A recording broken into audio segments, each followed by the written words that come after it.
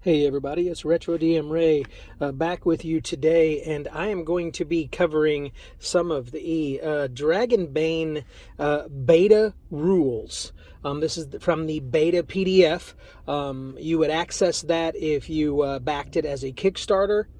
You can go to Kickstarter.com and look for Dragonbane, and there you can back the game.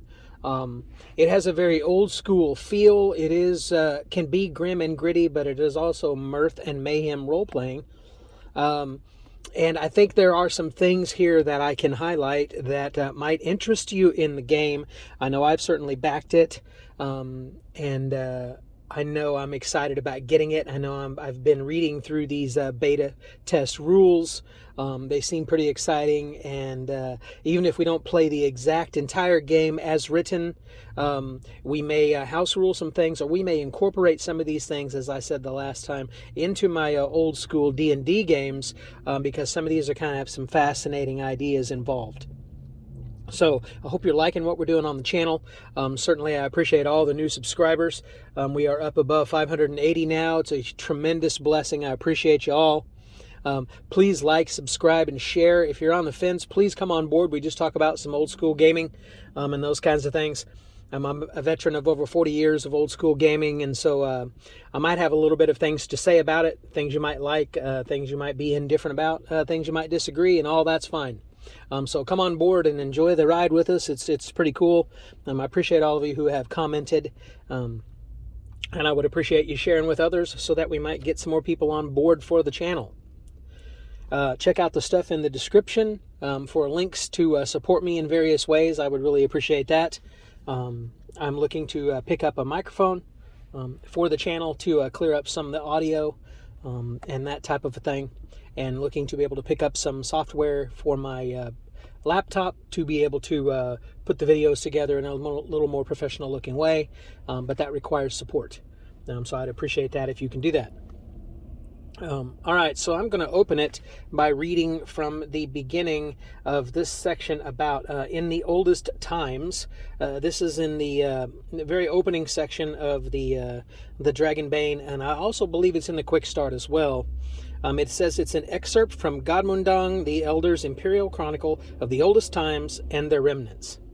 It was in the oldest times, before the world was covered in forest and iron was tamed by dwarven masters, before the advent of humanity and the mastery of the bread and ale-making arts. The world was then ruled by dragons and demons. Yes, draconic serpents and demonic creatures were the princes and princesses of the oldest times. They were the primordial forces through which the world and its primeval matter was formed, the sky, the mountains, and the fiery oceans of magma and unthinking life. They were opposing principles that made the world complete. Law and order versus chaos and madness. The stable and fixed versus the wild and eternally fluid. Dragons versus demons. The most ancient records tell of a draconic empire that once spanned much of the known world, where the emperor's peace was upheld by cruel dragon-mounted knights. But the texts also contain traces of another great power from a different age, governed by demon princes who shrouded the world in madness and savage rage. Remnants of these realms still rest in the earth beneath our feet. In the depths of the great forests and the chasms of the mountains slumber memories from ancient eras when vicious beasts reigned. The hostility between dragons and demons has brought death and ruin upon their ancient civilizations. It seems almost like a fundamental law of nature that anything created by dragons alone is corrupted by demons, and that anything born of demonic will is burned to ashes by dragonfire. However, this basic and incontrovertible truth also gives cause for hope, for it has created the conditions for other nations where humans and other races have been able to flourish and go their own way. But the ancient guardians of order and destruction will never leave the world to its fate. As sure as night follows day, the time will come again when dragons and demons contend for power over humanity, nature, and the eternal mysteries. Really cool opening to this game.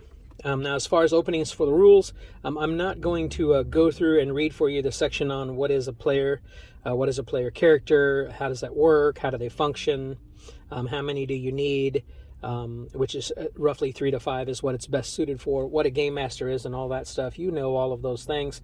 I'm not going to go over about rolling dice, just simply that they are all the dice used in Dungeons & Dragons. And that you have skills in this game. So skills are on a D20. This is a D20 based system. You're going to roll equal to or under your skill level for an action to succeed. Just like similar to Advantage in 5th edition, this game calls it boons or banes. Boons, you would roll 2 of the D20s and count the best. Banes, you would roll 2 of the D20s and count the worst result. This game also received enough support in Kickstarter, which is awesome, to be able to have a solo version. So you'll have a solo add-on here eventually when it fully comes out, to be able to play it in a solo way, if that's your thing, or that's what you need to do or have to do. The stats are very similar to Dungeons & Dragons, with some slight name alterations or functionality. There's strength, constitution, then there's agility instead of dexterity, intelligence, and then willpower, and then charisma. And willpower is somewhat of a substitute for wisdom, and we'll get to that in a minute. All right, there's time measurement in this game. A round is 10 seconds. It's enough time to perform an action in combat. Then there's a stretch, which is 15 minutes. That's enough time for you to explore a room or take a stretch rest. Short rest in 5th edition, if you want to say it that way. And then there's a unit of time called a shift. The duration is 6 hours.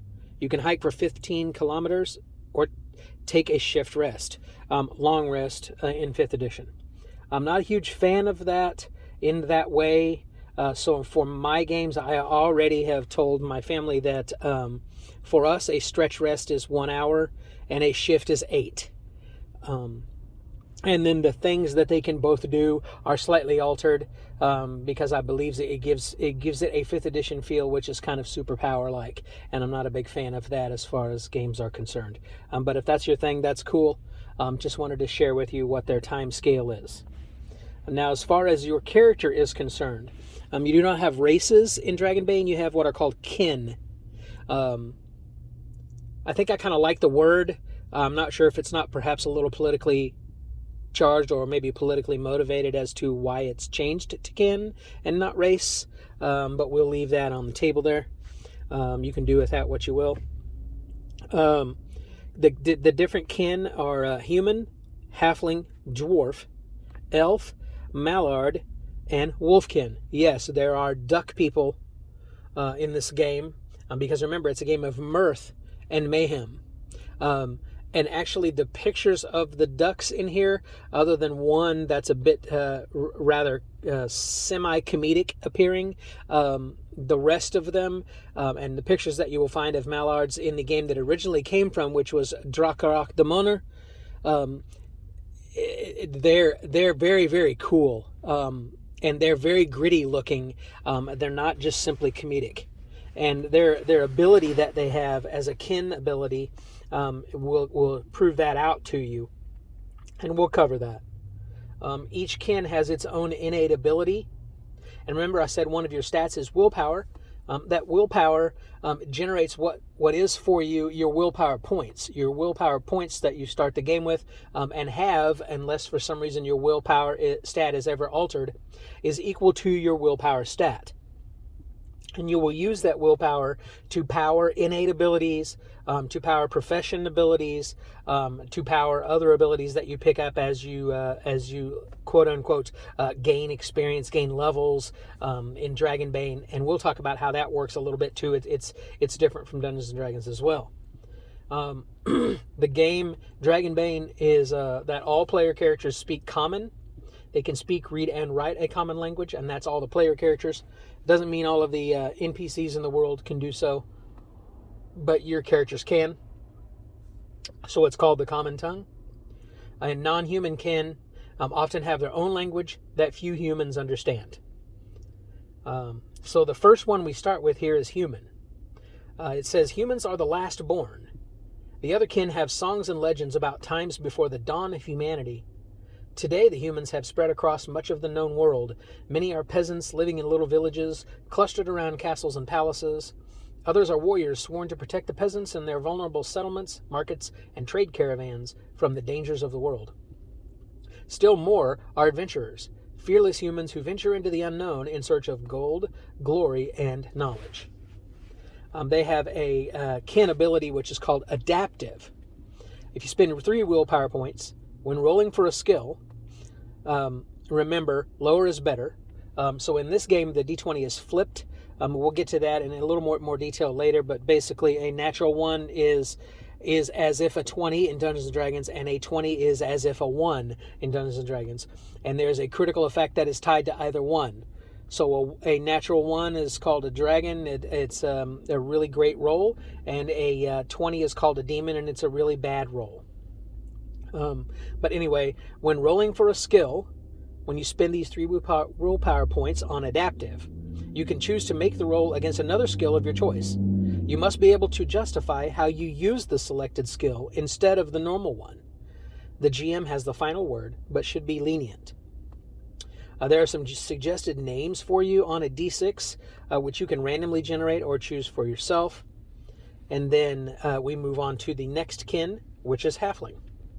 Halflings are short humanoid creatures often found in hilly farmlands where they live in earthen dwellings with well-stocked larders. They are modest and amiable by nature, with a natural affinity for hearth and home. Halflings are neither warlike nor ambitious, but highly drawn to epic tales and beautiful songs from days long gone. That is why they, from time to time, leave the safety of their homes in search of grand adventures. Because of their vulnerability and fear of the tall ones, they are good at staying hidden and quickly getting out of critical situations. Their kin ability is hard to catch. Willpower point cost is 3. You can activate this ability when dodging an attack, getting a boon to the mobility roll, and mobility is one of your skills. And then there is a D6 list of names for them as well. Then you have an interesting one, dwarf. Dwarfs are the oldest of the elder folk, at least according to their own chroniclers. They are an immensely proud and traditional people whose culture is steeped in ancient customs and grandiose ballads of heroic ancestors. Dwarves feel a strong connection with the bedrock and roots of the world. They are skilled blacksmiths and artisans, admired for their ability to craft wondrous items of precious metal, as well as iron and stone. Dwarves are also known as feared warriors, armed with axes, warhammers, and other heavy melee weapons forged in their underground smithies. Their kin ability is unforgiving. For 3 willpower points, you can activate this ability when attacking someone who harmed you in the past, at least 1 point of damage, and get a boon to the roll. Remember, that's advantage. It does not matter when the damage was inflicted. It may be wise to write down the names of everyone who harms you so you do not forget them. I love that. There was a post on Facebook here recently about this idea that maybe you take damage from something other than a physical melee or ranged attack. Maybe you take damage from some other way, and so you want to write that down as well. And you might have a first name of Begrudgeon. I just kind of think that's a cool idea for a dwarf, but that's just me. Then you have your list of D6 names here. All right, we move on to the next kin, which is elf. Elves are an ancient kin that for eons have watched over the forests of the world. They are guided by the stars, which they regard as divine beings capable of peering into the deepest mysteries. Elven culture is meditatively introverted and sometimes difficult for outsiders to understand.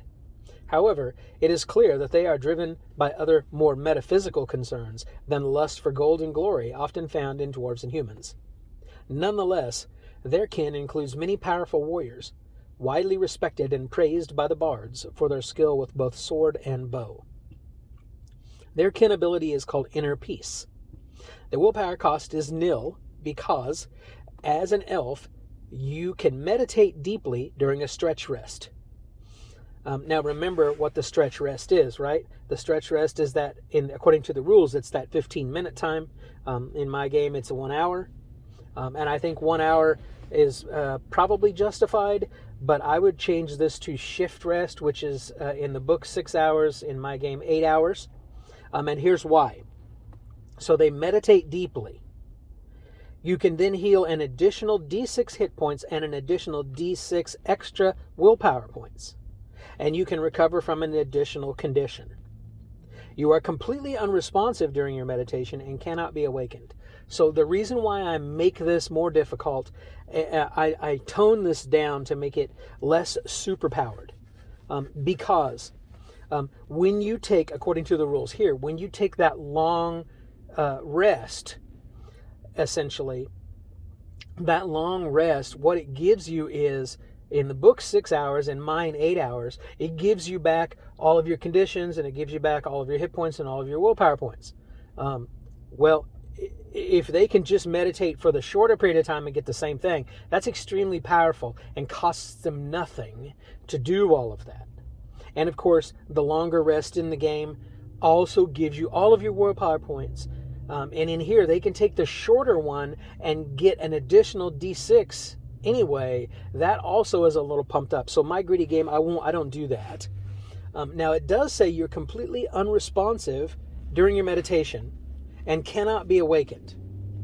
So if I'm running this as the game master, when it says completely unresponsive during your meditation and cannot be awakened, I'm taking that as in, if a monster sneaks up to the party and gains surprise, one of them could coup de grace you almost instantly.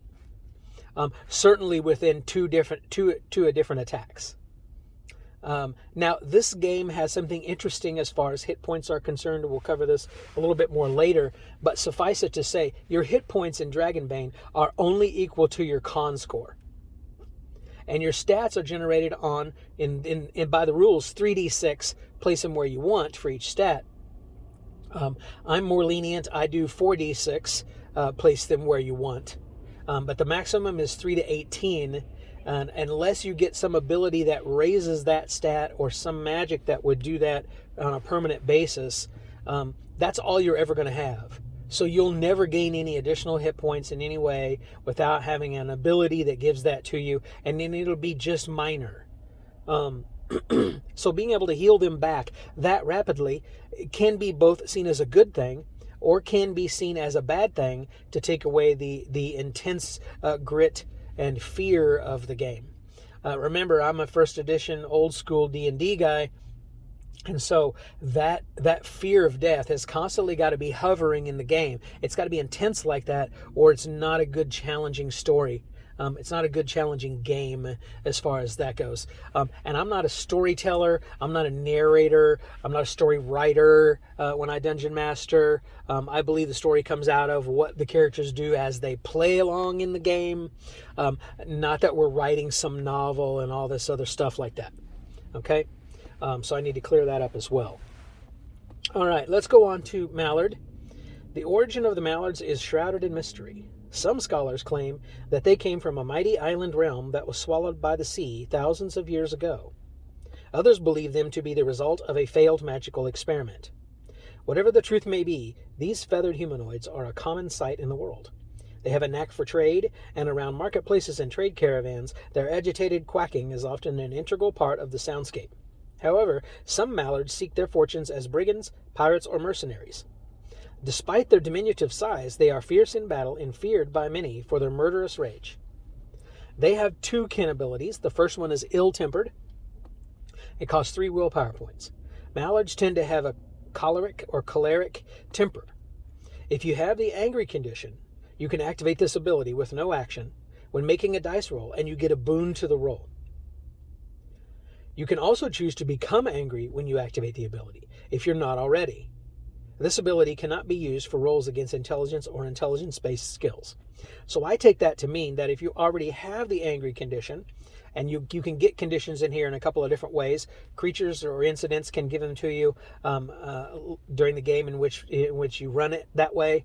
And also you can push rolls like in Forbidden Lands, and that will give you a condition when you do so. So if you're already angry, then you can just spend 3 willpower points until you're out of willpower, 3 at a time, getting a boon to any roll as long as it's not intelligence-based. Or the other way is you can spend 3 willpower points and become angry first, and then the next time you have a turn, you spend another 3 to do this. That's the way I would interpret that. Their second ability is Webbed Feet. It doesn't cost any willpower points because as a mallard, you also get a boon to all mobility rolls in or underwater. where you always move at full speed. Okay, and then the last thing we're going to cover for today's video, so I keep this a little shorter, is wolfkin. Wolfkin are untamed fury of the wilds. They may be highly intelligent creatures, and like the elves, they have an unfailing tendency to sink into thought, pondering the mysteries of the universe. But simmering under the surface are ancient hunting instincts, and an unquenchable anger over past wrongs committed against wolfkin, wolves, and the wilderness in general. As hunters and pathfinders, they are second to none, but wolfkin can also be found as heavily armed mercenaries, or mystics, and healers in human settlements. Their ability is hunting instincts. For 3 willpower points, you can use this ability to designate a creature in sight, or a creature you want to track the scent of, as your prey. This counts as an action in combat. You can follow the scent of your prey for a full day, and you can spend 1 further willpower point, which is not an action, to gain a boon for an attack against your prey. So this is great as far as being able to follow people. So this is your kin that's got an ability that's similar to the first edition Ranger, but using scent. There's also a skill in here that you can actually track with, which is survival. But you could just, as a wolfkin, you can do that. I like that. It's incredibly cool. Incredibly fun role-playing opportunity with that. Ways in which to get your party lost, as well as get your party into trouble, as well as get an enemy found, all at the same time. So great role-playing opportunities there. Great DM or GM opportunities to use there. And likely, unless you are a mage, which is the spellcaster in this game, unless you are a mage, you will have no other need for your willpower points unless you gain other abilities later. And so you can use this repeatedly. So therefore, you can continue to use this on various different other prey as you would like. Lastly, they have another D6 table for names. And I'm just going to read these to you because they're really cool. 1 is Wild, 2 is Wolf Shadow, 3 is Lunarium or Lunarium, 4 is Obdurian, 5 is Frostbite, and 6 is Woldenhall. I just think those are really cool names.